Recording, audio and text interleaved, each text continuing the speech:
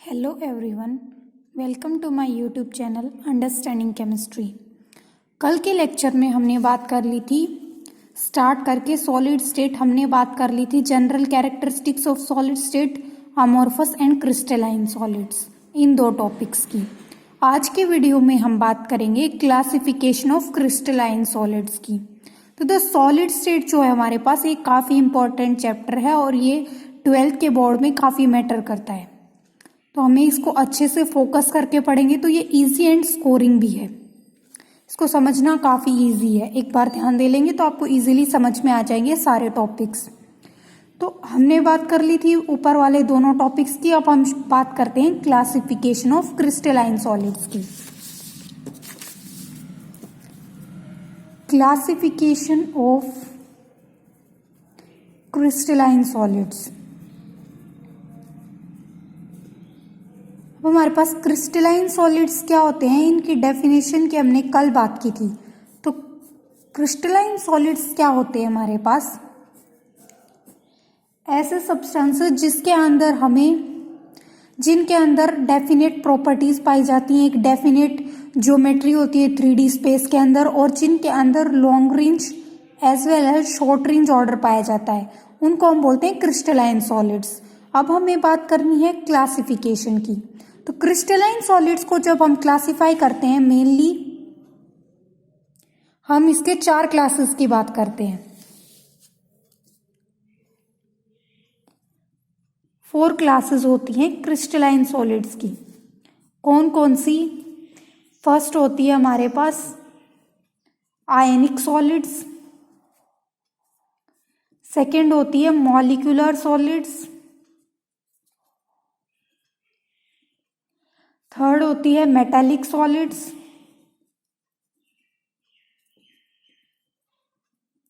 And fourth होती है covalent और नेटवर्क सॉलिड्स।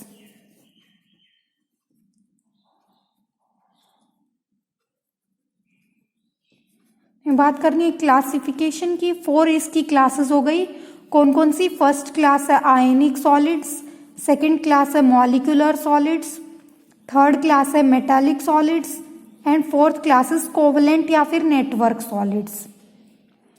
अब हम क्रिस्टलाइन सॉलिड्स की हर एक क्लास की बात करेंगे, उसकी क्या डेफिनेशन होती है, हर एक क्लास के अंदर जो सॉलिड्स आते हैं उनकी क्या क्या प्रॉपर्टीज होती हैं और इनके एग्जाम्पल्स क्या होते हैं, उनकी बात करते हैं।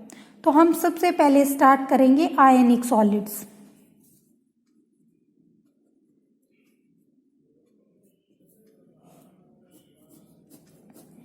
आयनिक सॉलिड्स क्या होते हैं हमारे पास? ये जो हमने यहाँ पे 4 क्लासेस डिवाइड की हैं क्रिस्टलाइन सॉलिड्स की, ये किस बेस पे की हैं? सबसे पहले तो ये हमने क्लासिफाई की हैं on the basis of nature of intermolecular forces. हमने कल बात की थी कि किसी भी सॉलिड को कैरेक्टराइज करने के लिए हम 2 प्रॉपर्टीज की बात कर रहे थे, intermolecular forces and thermal energy. तो यहाँ पे हमने जब क्रिस्टलाइन सॉलिड्स का क्लासिफिकेशन करना था तो इसके लिए हमने बेसिस लिया नेचर ऑफ इंटरमॉलिक्यूलर फोर्सेस। तो ये किस बेस के ऊपर हैं? ये हैं on basis of nature of intermolecular forces, कि मॉलिक्यूल्स के बीच में जो इंटरमॉलिक्यूलर फोर्सेस हैं उनकी नेचर क्या है, उस मॉलिक्यूलर फोर्स की नेचर के हिसाब से हमने क्रिस्टलाइन सॉलिड्स को क्लासिफाई कर दिया 4 क्लासेस के अंदर। अब हम बात करते हैं आयनिक सॉलिड्स की। तो आयनिक सॉलिड के अंदर क्या होगा? आयनिक, अब हमें नाम से पता है कि ऐसे सॉलिड्स जिसके अंदर हमारे पास आयंस प्रेजेंट होते हैं। अब आयंस कौन कौन से होते हो? हमारे पास 2 टाइप के आयंस होते हैं, पॉजिटिव जिनको हम बोलते हैं कैटायंस, एंड नेगेटिव जिसको हम बोलते हैं एनायंस। तो आयनिक सॉलिड क्या हो गए हमारे पास? वो सॉलिड्स जिसके कंस्टिट्यूएंट पार्टिकल्स होते हैं हमारे पास आयंस। वो आयंस आइदर पॉजिटिव आयंस और नेगेटिव आयंस दोनों प्रेजेंट होते हैं उनके अंदर, कैटायन या एनायन। जैसे हम बात करें एग्जाम्पल, तो आयनिक सॉलिड्स का हमारा मेन एग्जाम्पल होता है NaCl।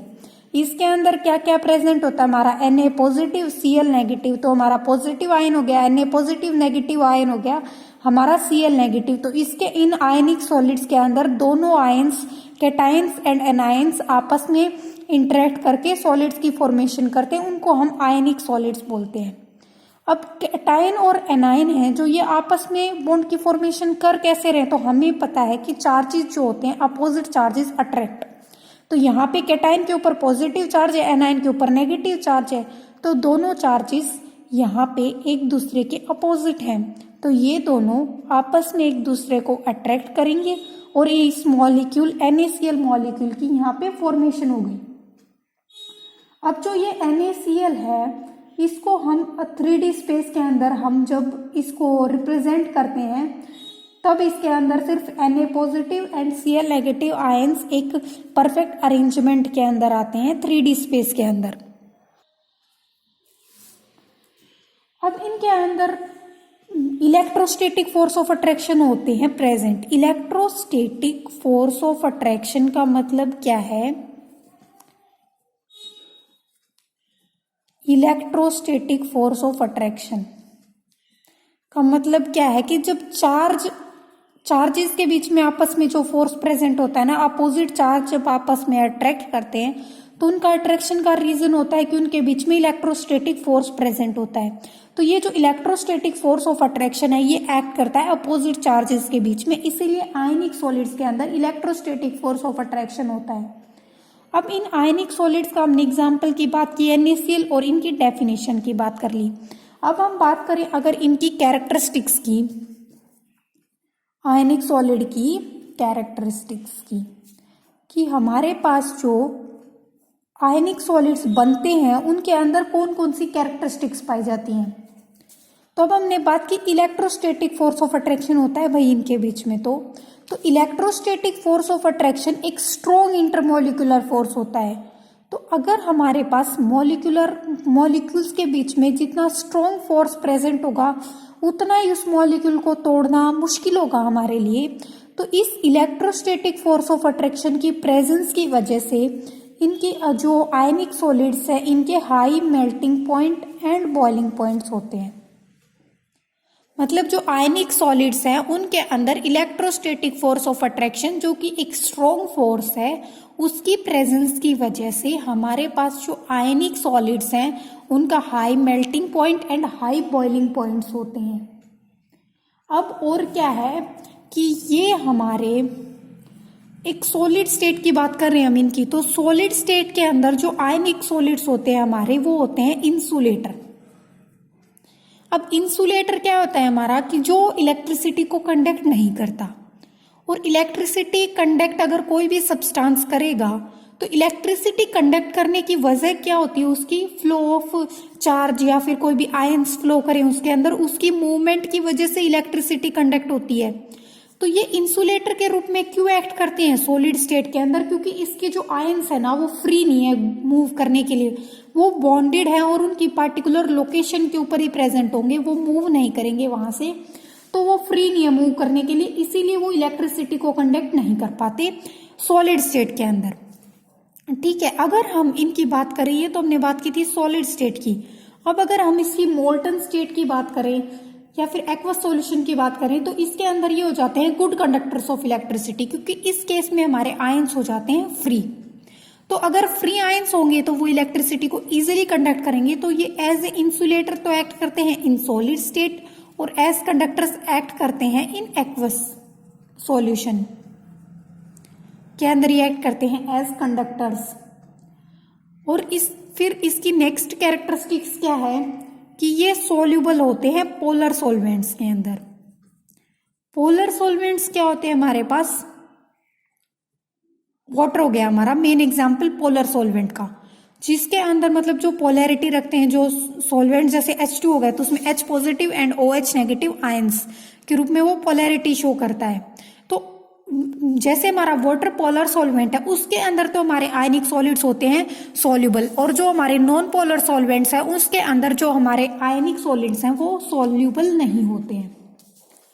फिर नेक्स्ट क्या है कि जो आयनिक सॉलिड्स होते हैं वो हमारे हार्ड होते हैं। हार्ड क्यों होते हैं, क्योंकि इनके बीच में strong electrostatic force of attraction है। तो जो आयन्स होंगे वो आपस में क्लोजली पैक होंगे। अब देखो, एक ही आयन ये है, एक ये है, इन दोनों के बीच में जितना ज्यादा फोर्स लगेगा उतना ये दोनों एक दूसरे के करीब आएंगे। तो इनके बीच में जितना ज्यादा फोर्स ऑफ अट्रैक्शन प्रेजेंट है उतना ही एक दूसरे के ज्यादा क्लोजली पैक्ड करेंगे, और इसीलिए ये सॉलिड हार्ड होते हैं और ये ब्रिटल होते हैं, क्योंकि इनकी स्टेबिलिटी डिपेंड करती है इनके ज्योमेट्रिक पैटर्न के ऊपर, कि इनके अंदर ज्योमेट्रिक पैटर्न जो है कि इनके अंदर कौन जो ज्योमेट्रिक पैटर्न प्रेजेंट है उसके हिसाब से इनकी स्ट्रेंथ और इनकी स्टेबिलिटी होती है, उसी की वजह से ये ब्रिटल भी होते हैं। ठीक है, तो ये बात की हमने आयनिक सॉलिड्स की। आयनिक सॉलिड्स कौन से होते हैं? जिनके अंदर मेनली कंस्टिट्यूएंट पार्टिकल्स होते हैं हमारे आयंस, कैटायंस या एनायंस, एग्जाम्पल NaCl। और इन कैरेक्टरिस्टिक्स क्या है? High melting point and high boiling point, insulator होते हैं सॉलिड स्टेट के अंदर, और कंडक्टर्स होते हैं इन एक्वस सॉल्यूशन।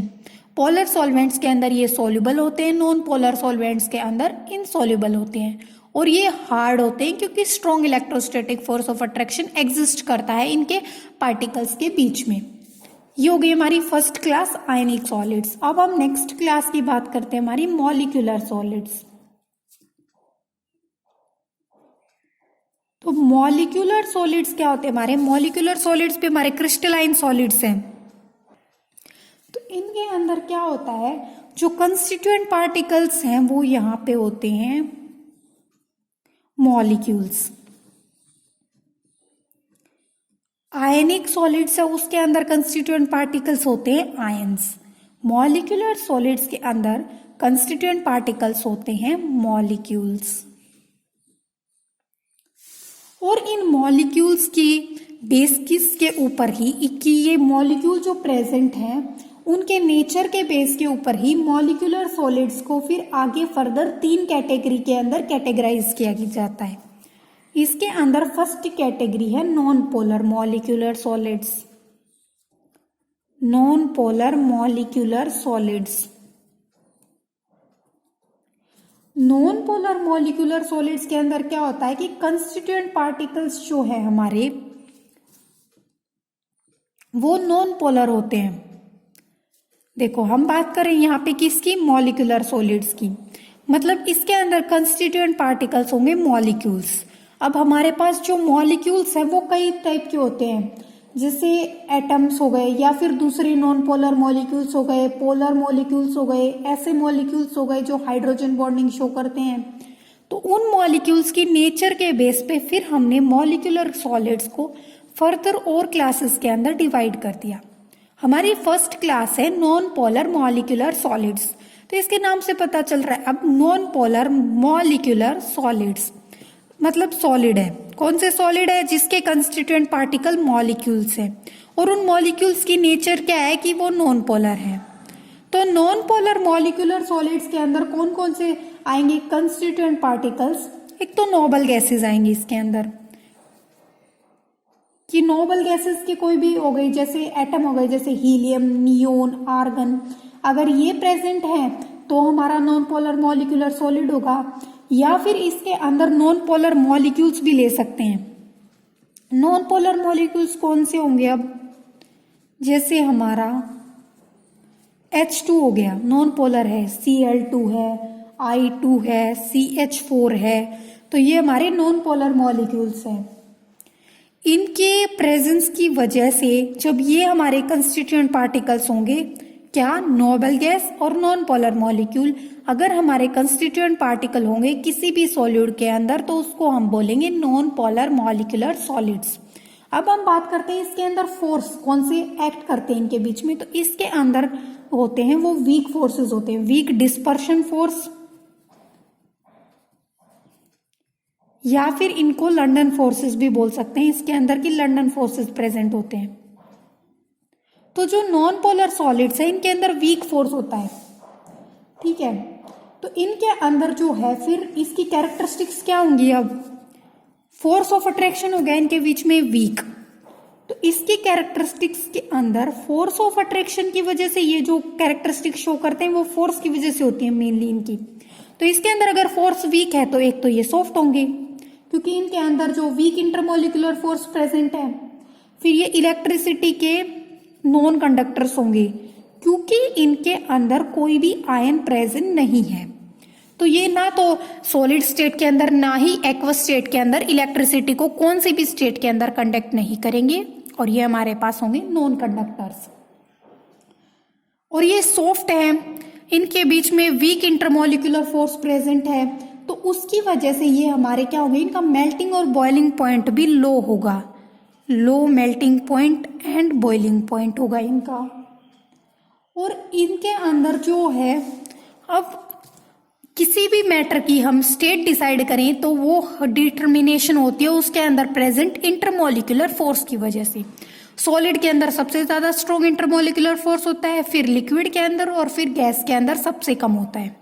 तो ये जो है इनके अंदर बहुत ही वीक इंटरमोलिकुलर फोर्स प्रेजेंट है, तो उसकी वजह से मेनली रूम टेम्परेचर के ऊपर हमारे नॉन पोलर मॉलिक्यूलर सॉलिड्स जो है वो एग्जिस्ट करते हैं in the form of gases और लिक्विड, रूम टेम्परेचर और प्रेशर के ऊपर। ठीक है, फिर नेक्स्ट कैटेगरी हो गई हमारी पोलर मॉलिक्यूलर सॉलिड्स। अब कौन से, इसके नाम से हमें क्या पता चल रहा है कि सॉलिड्स हैं ये, और कौन से सॉलिड्स जिसके कंस्टिट्यूएंट पार्टिकल्स होते हैं हमारे पास मॉलिक्यूल्स, और कैसे मॉलिक्यूल्स, पोलर मॉलिक्यूल्स। तो polar molecular solids are the solids having constituent particles are polar molecules. Polar कौन कौन से मॉलिक्यूल, जैसे HCl हो गया, SO2 हो गया, ये मॉलिक्यूल्स पोलर कैसे हैं। अब HCl हमारा, इसके अंदर होता है हमारा H पॉजिटिव Cl नेगेटिव, तो इसके अंदर H पॉजिटिव और Cl नेगेटिव, ऐसे इसकी वजह से हमारा क्या हो गया कि ये है हमारा एक पोलर मॉलिक्यूल हो गया, क्योंकि इसके अंदर पोलैरिटी प्रेजेंट है, इसके ऊपर पार्शियल पॉजिटिव चार्ज आता है, इसके ऊपर पार्शियल नेगेटिव चार्ज आता है, उसकी वजह से ये मॉलिक्यूल हमारा हो जाता है पोलर। अब पोलर मॉलिक्यूल्स के बीच में हम बात करें फोर्सेज ऑफ अट्रैक्शन की, तो इसके अंदर dipole dipole forces of attraction होते हैं। हमारे नॉन पोलर सॉलिड्स के अंदर क्या था, वीक डिस्पर्शन फोर्सेस, और पोलर मॉलिक्यूल्स के अंदर है हमारा dipole dipole forces of attraction present होता है।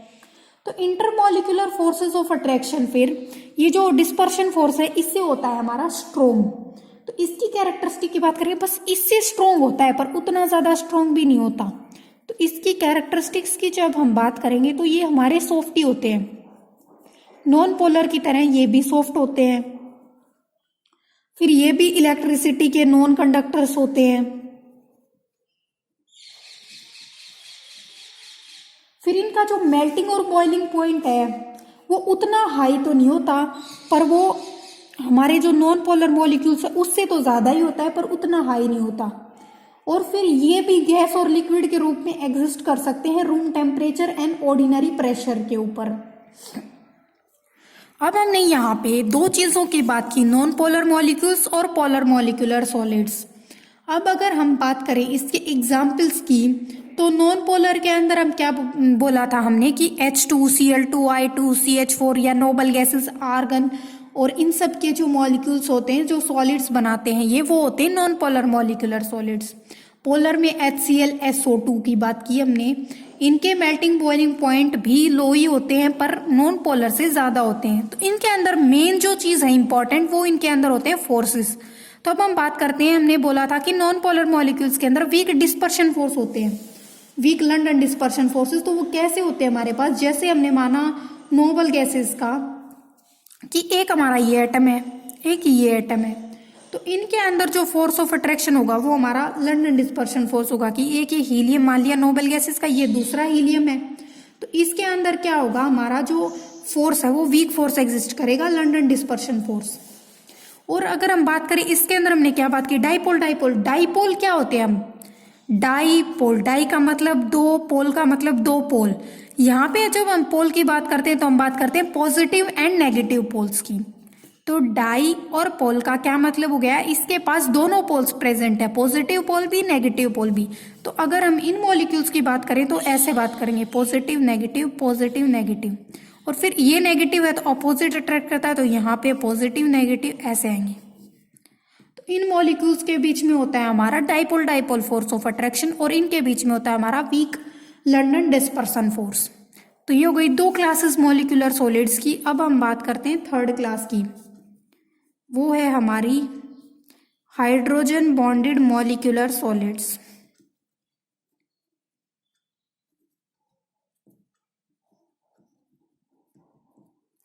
जिन मॉलिक्यूलर सॉलिड्स के अंदर हाइड्रोजन बॉन्डिंग प्रेजेंट होगी उनको हम बोलेंगे हाइड्रोजन बॉन्डेड मॉलिक्यूलर सॉलिड्स। अब हाइड्रोजन बॉन्डिंग होने के लिए क्या कंडीशन होती है, हम कैसे बता सकते हैं किसी भी मॉलिक्यूल के लिए कि इसके अंदर हमारी हाइड्रोजन बॉन्डिंग होगी और इसके अंदर हमारी नहीं होगी? तो इसका सीधा ये है कि हाईली इलेक्ट्रोनेगेटिव एटम के साथ अगर हमारा हाइड्रोजन बॉन्डेड है तो उसके अंदर हाइड्रोजन बॉन्डिंग डेफिनेटली होगी। और हाई इलेक्ट्रोनेगेटिव कौन से? Mainly fluorine, oxygen and nitrogen. ये 3 एटम याद रख लो चाहिए कि फ्लोरीन, ऑक्सीजन और नाइट्रोजन के पास में अगर हाइड्रोजन आ गया तो यहाँ पे हाइड्रोजन बॉन्डिंग होगी ही होगी। और ये हाइड्रोजन बॉन्डिंग का कंसेप्ट केमिस्ट्री के अंदर काफी इंपॉर्टेंट है, ये हमें हर जगह देखने को मिल जाएगा। अगर हम बात करेंगे ऑर्गेनिक केमिस्ट्री की, वहां पे भी हाइड्रोजन बॉन्डिंग बहुत इंपॉर्टेंट रोल प्ले करता है। तो हाइड्रोजन बॉन्डिंग के लिए सीधी सी ये बात है कि अगर हाइड्रोजन फ्लोरीन, ऑक्सीजन या नाइट्रोजन में से किसी भी एटम के साथ बॉन्डेड है तो वो हाइड्रोजन बॉन्डिंग डेफिनेटली शो करेगा। ठीक है, तो इसके अंदर क्या होगा फिर? हाइड्रोजन बॉन्डेड मॉलिक्यूलर सॉलिड्स कौन से होंगे? जिसके कंस्टिट्यूएंट पार्टिकल्स के अंदर ऐसे मॉलिक्यूल हो जिसके अंदर हमारा हाइड्रोजन एटम इन तीनों में से किसी एक एटम के साथ बॉन्डेड हो, तो उसको बोल देंगे हम हाइड्रोजन बॉन्डेड मॉलिक्यूलर सॉलिड्स। जैसे एग्जाम्पल, वाटर के अंदर होता है, अमोनिया के अंदर होता है। ठीक है, और इनके अंदर जो इंटरमोलिकुलर फोर्सेस ऑफ अट्रैक्शन होंगे, अब वो होगा हमारे पास हाइड्रोजन बॉन्ड। तो हाइड्रोजन बॉन्ड होता है वो हमारा बहुत स्ट्रॉन्ग बॉन्ड होता है। तो इन सॉलिड्स के अंदर हमारा स्ट्रॉन्ग हाइड्रोजन बॉन्ड प्रेजेंट होगा, हाइड्रोजन बॉन्डेड मॉलिक्यूलर सॉलिड्स के अंदर। अब ये हमारे हो गए स्ट्रॉन्ग हाइड्रोजन बॉन्ड की प्रेजेंस हो गई इसमें। तो इसके अंदर जो कैरेक्टरिस्टिक्स होंगी, फिर इसकी क्या क्या कैरेक्टरिस्टिक्स होंगी हमारी हाइड्रोजन बॉन्डेड मॉलिक्यूलर सॉलिड्स की? तो एक तो ये होगी कि ये वॉलेटाइल लिक्विड्स या फिर सॉफ्ट सॉलिड के रूप में एग्जिस्ट करेंगे रूम टेम्परेचर के ऊपर। Room temperature and normal pressure के ऊपर ये एक्ट करेंगे एज सॉफ्ट सॉलिड्स। जबकि जो हमारे नॉन पोलर मॉलिक्यूलर सॉलिड्स और पोलर मॉलिक्यूलर सॉलिड्स थे वो हमारे एग्जिस्ट कर रहे थे एज गैसियस और liquid molecules at room temperature and normal pressure के अंदर। ये तो गैस या फिर लिक्विड के रूप में एग्जिस्ट कर रहे थे, जबकि जो हमारे हाइड्रोजन बॉन्डेड मॉलिक्यूलर सॉलिड्स हैं वो एग्जिस्ट करेंगे as soft solids due to presence of strong hydrogen bond in them. अब जो इंटरमॉलिक्यूलर फोर्स ऑफ अट्रैक्शन है उसकी वजह से इनके जो मॉलिक्यूल्स आपस में स्ट्रांगली बॉन्डेड रहेंगे, तो ये इलेक्ट्रिसिटी को भी कंडक्ट नहीं करेंगे क्योंकि इनकी मूवमेंट कहीं नहीं हो रही किसी चीज की, तो ये नॉन कंडक्टर्स रहेंगे इलेक्ट्रिसिटी के। और जो इनके फिर हम बात करें MP and BP, melting point and boiling point, तो इनके melting point and boiling points हमारे non polar and polar molecules दोनों टाइप के मॉलिक्यूल से रह गए ज्यादा। तो ये हो गई हमारी मॉलिक्यूलर सॉलिड्स एंड इसके टाइप्स की बात। अब हम बात करते हैं हमारी थर्ड क्लास की, जो की है मेटालिक सॉलिड्स।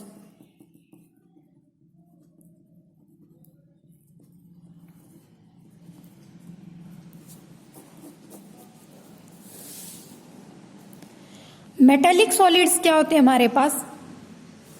ये वो क्रिस्टलाइन सॉलिड्स होते हैं जिसके अंदर हमारे कंस्टिट्यूएंट पार्टिकल्स क्या होते हैं? नॉन मेटल के एटम होते हैं।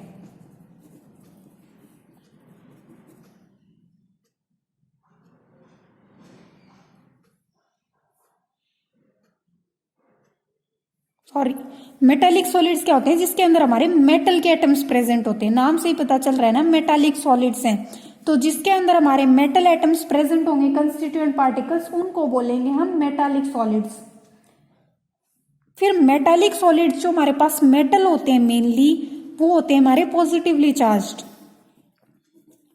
तो हमारे जो पॉजिटिवली चार्ज्ड मेटल आयंस होंगे और फ्री इलेक्ट्रॉन्स होंगे फिर इसके साथ, क्योंकि किसी भी मॉलिक्यूल को फिर स्टेबलाइज होने के लिए चाहिए इलेक्ट्रॉन्स, तो इनके अंदर क्या प्रेजेंट होंगे? फिर फ्री इलेक्ट्रॉन्स।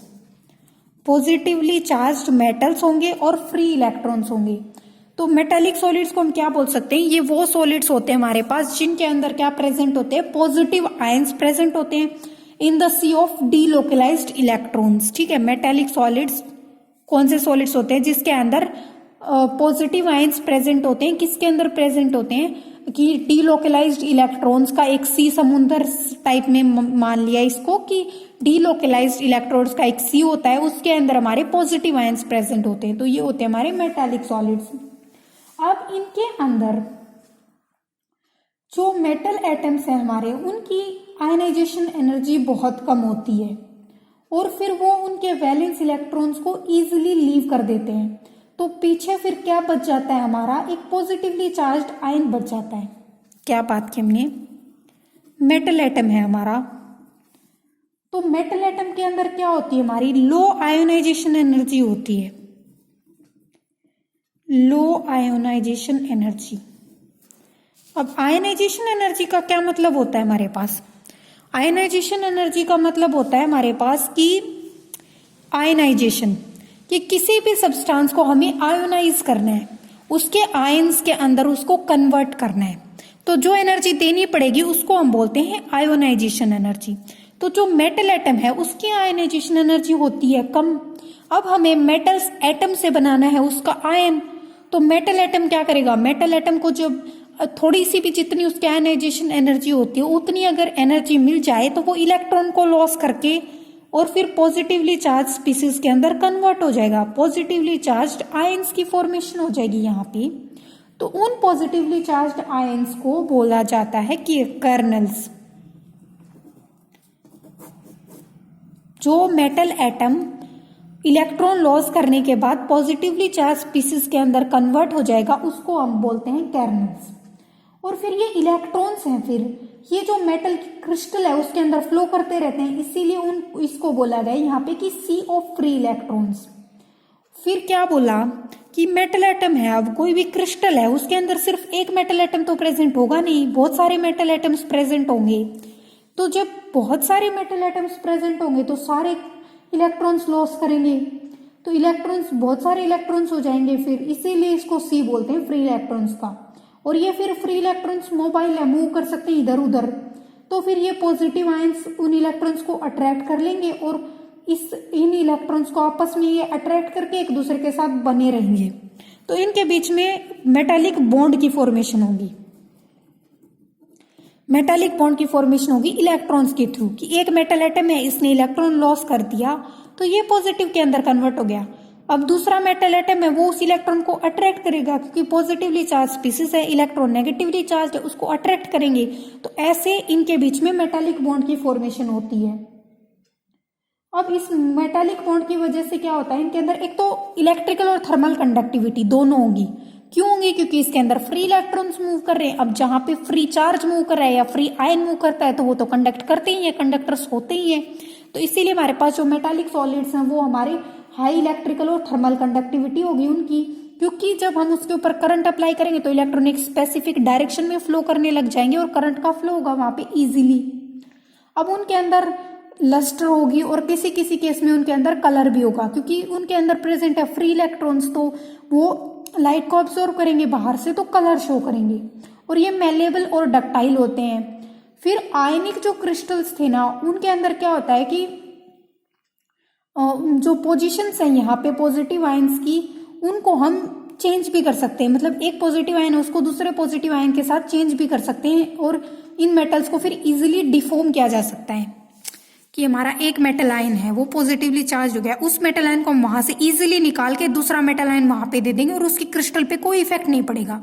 पर जबकि ये काम अगर हम आयनिक सॉलिड्स के केस में करें तो वहां पे ऐसा पॉसिबल नहीं है, उसकी क्रिस्टल को हम एल्टर नहीं कर सकते। और इनके अंदर जो क्या है कि ये पॉजिटिव आयंस होंगे, फिर ये क्लोजली पैक्ड होंगे क्रिस्टल के अंदर, तो इसीलिए इनका हाई मेल्टिंग पॉइंट और इनकी डेंसिटी भी हाई होगी। ठीक है, तो ये बात की हमने मेटालिक सॉलिड्स की। अब हम नेक्स्ट बात करते हैं हमारी लास्ट, नेटवर्क और कोवलेंट सॉलिड्स। कोवलेंट हमें पता है कि हमारा होता है कोवलेंट स्ट्रॉन्ग बॉन्ड।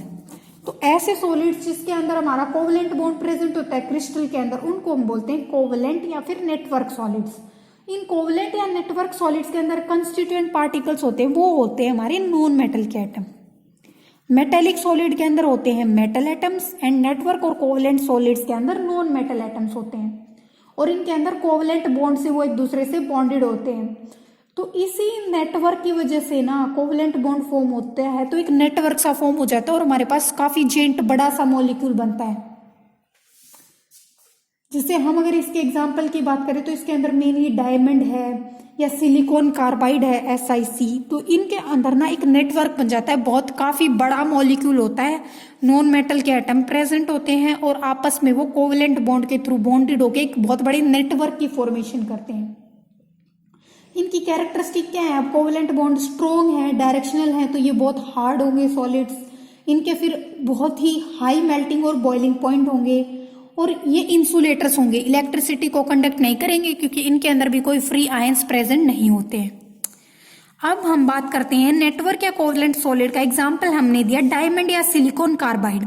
अब हमारे पास आयरन का नहीं, कार्बन का होता है हमारे पास डायमंड, और तो वैसे हमारे पास एक और भी होता है ग्रेफाइट। अब हमने बोला कि ये हमारे हैं इंसुलेटर्स, इलेक्ट्रिसिटी को कंडक्ट नहीं करते, और हमारा ग्रेफाइट है वो भी, उसके अंदर भी कोवलेंट बॉन्ड प्रेजेंट होता है और वो भी एक हमारा नेटवर्क या फिर कोवलेंट सॉलिड का एग्जाम्पल है। और हमने बता दिया कि इलेक्ट्रिसिटी कंडक्ट नहीं करते, पर हमें ये भी पता है कि जो हमारा ग्रेफाइट है वो एक very good conductor of electricity है। तो जो इसके अंदर फिर ये क्या हो गया, यहाँ पे हमारा ग्रेफाइट है, फिर ये शो कर रहा है यहाँ पे एक्सेप्शनल बिहेवियर। केमिस्ट्री के अंदर ऐसी कोई जगह नहीं है जहाँ पे आपको एक्सेप्शंस नहीं मिलेंगे, कुछ ना कुछ एक्सेप्शंस जरूर होते हैं। तो जो ग्रेफाइट है ये यहाँ पे एक्सेप्शनल बिहेवियर शो करेगा, वो होगा इसकी स्ट्रक्चर की वजह से। इसकी हमें पता है कि एक लेयर्ड स्ट्रक्चर होती है और हर एक कार्बन एटम फिर नेबरिंग कार्बन एटम से अटैच होता है 3 इलेक्ट्रॉन्स के थ्रू, जबकि जो उसका 4th इलेक्ट्रॉन है ना वो फिर फ्री रह जाता है, और उस फ्री इलेक्ट्रॉन की प्रेजेंस की वजह से ये गुड कंडक्टर हो जाता है इलेक्ट्रिसिटी का।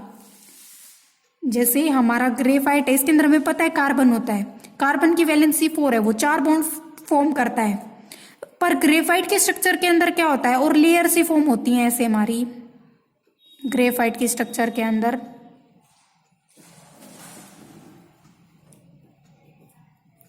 जैसे हमारी एक ये लेयर होगी, हो गई फॉर्म, फिर इससे नीचे एक और लेयर होगी, ऐसे लेयर्स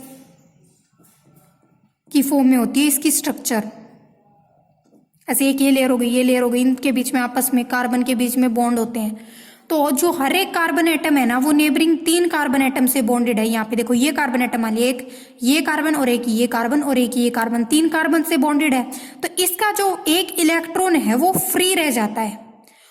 उस फ्री इलेक्ट्रॉन की वजह से ये हमारे जो ग्रेफाइट है ये फिर इलेक्ट्रिसिटी का बन जाता है हमारे पास गुड कंडक्टर।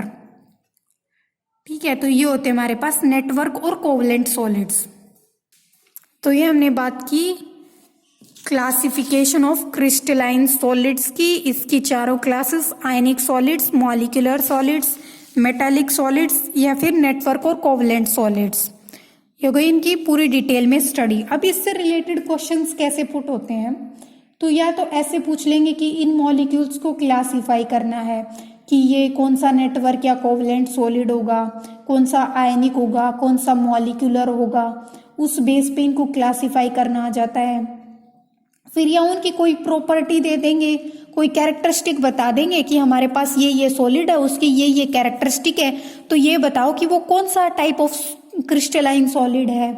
या फिर इनकी मतलब मेटालिक या आयनिक सॉलिड्स की कैरेक्टरिस्टिक्स का डिफरेंस क्या होगा, या फिर ग्रेफाइट वाला कि ये गुड कंडक्टर ऑफ इलेक्ट्रिसिटी क्यों है, क्या रीजन है इसके गुड कंडक्टर ऑफ इलेक्ट्रिसिटी होने का। तो इस टॉपिक के अंदर इस टाइप के क्वेश्चंस बनते हैं। अगर आपको इस टॉपिक के अंदर कोई भी डाउट हो तो आप कमेंट्स में पूछ सकते हैं। Thank you.